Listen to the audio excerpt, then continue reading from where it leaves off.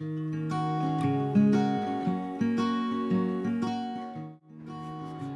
everyone, welcome back to another episode of my Sling Build video blog.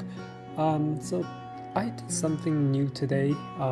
I learned to crimp the wire for a GT150 connector and install the connector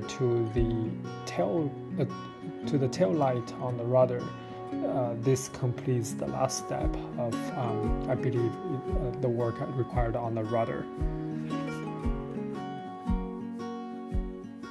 So here you can see I'm kind of crimping the male pin to a 18 AWG sized wire. This is the step one of connecting the GT150 connector to this wire. So the way it works is essentially I need to connect a pin to each conductor on this wire and insert these pins to a kind of a connector housing. So they have two types of connectors. There's the female end, there's a male end. So in this video, I'm connecting the male end of the connector.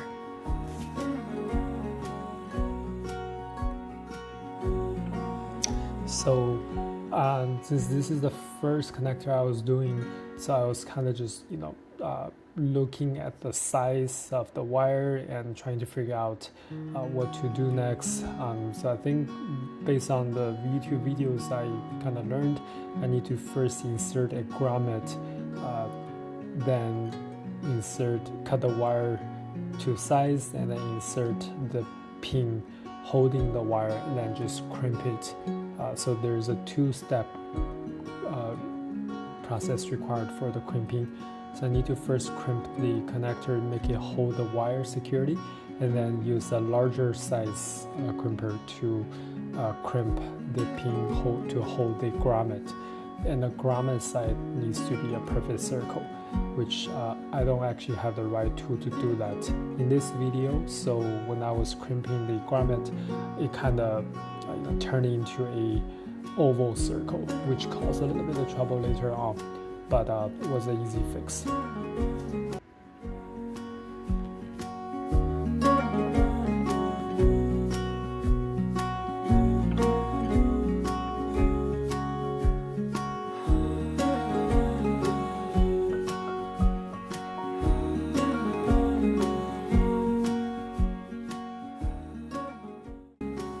Here I'm trying to figure out how the pin lines up between the male and female connectors based on the pigtail pins that Midwest panel builder shipped to me.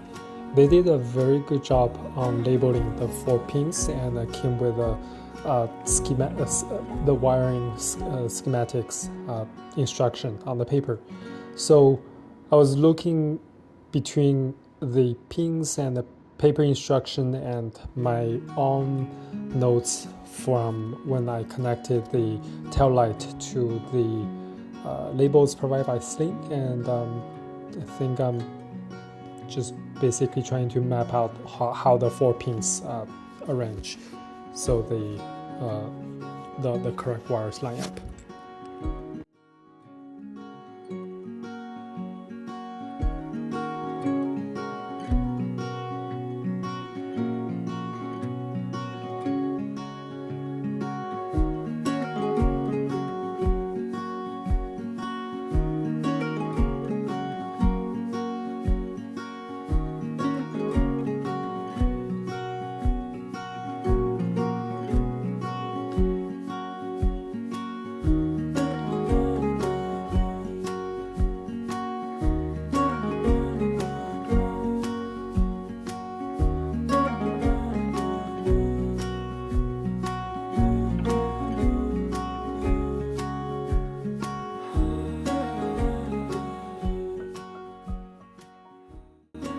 So after connecting the pins to the connectors, I went ahead and used 2 9-volt batteries to test the lights are actually able to turn on and verify the wires are connected correctly.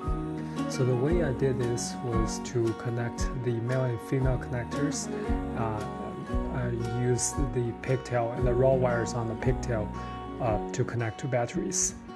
So the operating voltage for the tail light I'm using requires at a minimum of 12 volt, which I don't really have at home. So I just connected two 9-volt batteries for a 18 volts power supply, and which is still within the range of the tail light's operating limit.